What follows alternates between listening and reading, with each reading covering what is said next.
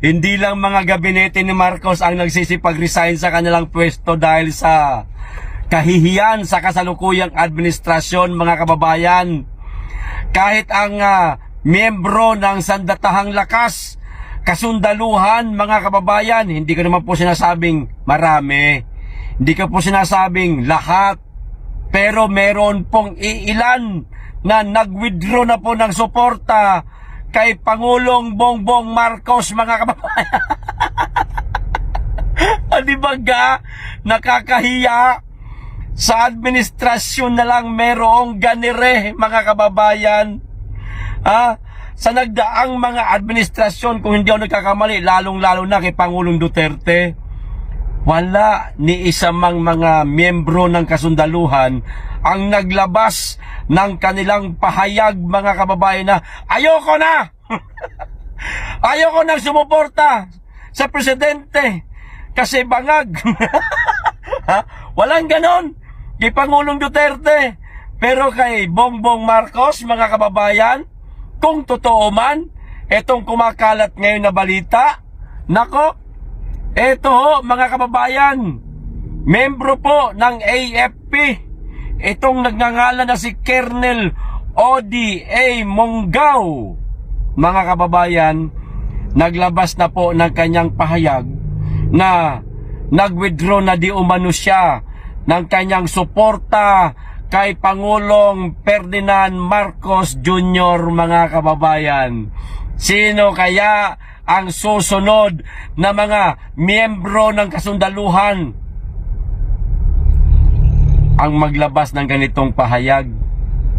Palagay ko yung mga matatapang lang talaga siguro. Katulad nitong isang miyembro ng kasundaluhan na nag-withdraw na nga ng suporta kay Pangulong Marcos. Kung di ako nagkakamali, isa itong Muslim.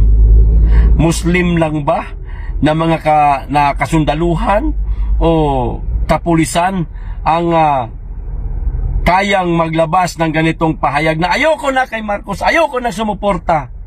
Mga Muslim lang ba? Talaga bang sadyang may dugong mandirigma, matatapang kaming mga Muslim?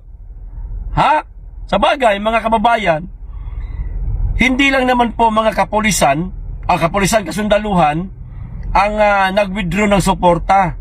Nung mga nakarang taon 2025, marami nga mga pulis ang nagsipag-resign na lang, pero wala silang sinasabi na withdrawal of support sila kay Marcos, pero nag-resign sa pagkapulis, umalis sa pagkapulis dahil siguro lang hindi na nila nagugustuhan ang pamumuno, lalong-lalo na itong administrasyon.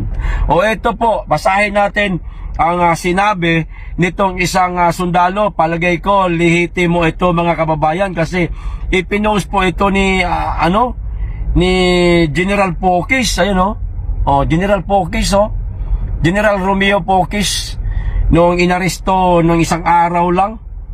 Hindi niya po siguro ito ipopost kung hindi ito lehitimo at hindi niya po ni-research, pinagtanong-tanong kung legit ito. Ipinost niya na. So legit siguro ito, mga kababayan.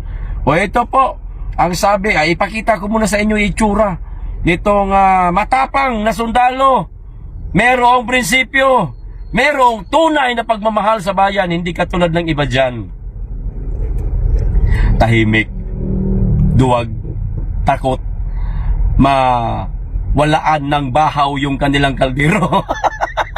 Bahaw lang naman talaga, kasi parang bahaw lang ang pinapakain ng ating presidente sa ating mga kasundaluhan.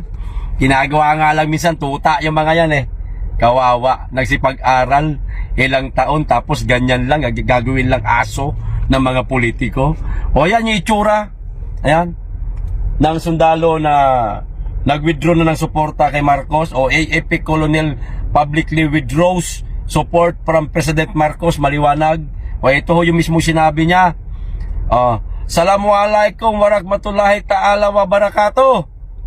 May the peace, blessings and mercy of God be upon us all. Effective today, February 9 January 2026, I, Colonel Odi A. Mungaw, na merong ano siya mga kababayan, na meron siyang serial number yata ito, 0-1093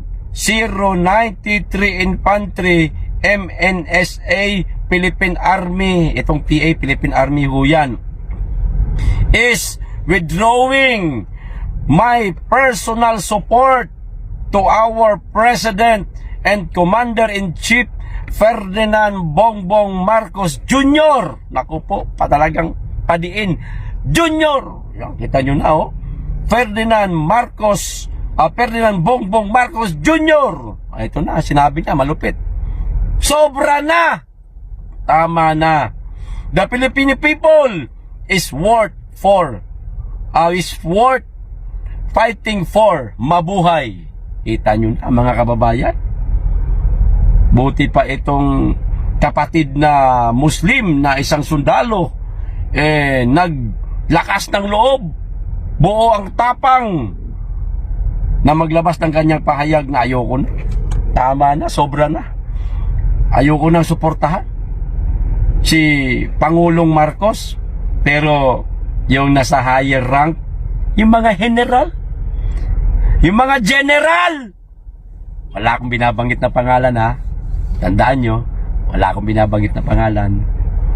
Yung mga general na mga nakakadaupang palad nila, mga nakakasama nila, mga ipinapatawag nila, hindi ho kayang gawin to. Mga kababayan, hindi natin malaman sa anong kadahilanan bakit hindi nila ito kayang gawin. Maaaring meron sila mga personal na interest, no, na maaaring hindi na nila makamtan, hindi na nila makuha oras na nag-withdraw sila ng suporta kay President Bongbong Marcos. Personal na interest na lang yan. Kung ano man yun, sila na lang ho nakakaalam. Pero isa lang masasabi ko, duwag sila pagdating sa ganitong mga pahayag mga kababayan. Hindi ho nila kayang gawin to. Sir Colonel Odi A. Mungaw, saludo po ako sa katapangan mo, sir. Ito ang tunay na tapang. Ang tapang kasi hindi sa pakikipagdigma lamang kundi pagpapahayag ng inyong saloobin. Lalong-lalo na presidente pati ang tila binangga niya. Di ba? Hindi naman vice-presidente, hindi naman mga senador, kundi presidente talaga mismo ang binangga niya. Binangga niya to ikaw ba naman sabihin mo ayoko na suportahan yung mama niyan? Tama na, sobra na. The Filipino people is worth fighting for.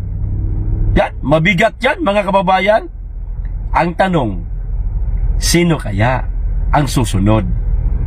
Iilan pa kaya na mga kasundaluhan ang maglabas ng ganiring mga pahayag mga kababayan? Meron kaya silang lakas ng loob? O mga duwag sila? Di ba? Nagtatanong lang po. Mga duwag sila pagdating sa ganitong mga pahayag mga kababayan. Ang pagkikipaglaban naman kasi para sa akin, hindi lang ang pagkikipaglaban sa mga kumakalaban sa ating bansa, mga kumakalaban sa gobyerno. Hindi lang yun ang pagkikipaglaban, no, para sa bayan at lalong-lalo na sa kaban ng bayan ay higit na mas mahalaga kaysa pakikipaglaban, pakikipagdigma sa kung sino mang mga bansa ang nagnanais na digmain tayo. Ito ang nakikita kong tunay na laban. Kasi kung magkikipagdigma tayo, wala talaga tayong kaya. Wala tayo mga mabibigat na mga kagamitang pangdigma para ipantapat natin sa mga bansang nais tayong digmain. Pero ito ang tunay na digma mga kababayan, pakikipagdigma, pakikipaglaban. Inang bayan ang kanyang pinoprotektahan, ang kanyang ipinaglalaban, at kaban ng bayan, higit sa lahat tayong mga kababayan niya. Saludo po ako sa iyo, Sir Colonel Odi A. Mungaw. Saludo po ako sa inyong katapangan, sa inyong tunay na pagmamahal sa ating bayan at sa mamamayan na handa mong paglingkuran anumang araw kung sakasakali na merong nagnanais na mang-api sa ating inang bayan at pag nakawan ubusin ang kaban ng bayan. Saludo po ako sa iyo, sir. Sana marami pa pong mga kasundaluhan ang magiging kagaya ho ninyo. Maglakas loob na magsabi na magwi-withdraw na sila na kanilang suporta kasi hudang ang magiging kapalit ay ang kanilang karir o ang kanilang serbisyo.